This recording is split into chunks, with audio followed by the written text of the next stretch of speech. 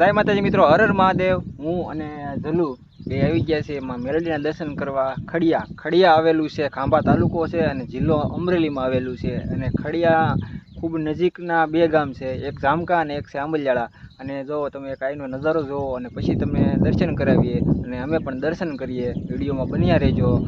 ચેનલમાં નવા હોય તો લાઇક, કોમેન્ટ ને સબસ્ક્રાઈબ કરતા રહેજો, જેથી કરીને અમારા અવનવા વિડીયો તમારા સુધી પહોંચતા રહે। બસ વિડીયોમાં બન્યા રહેજો।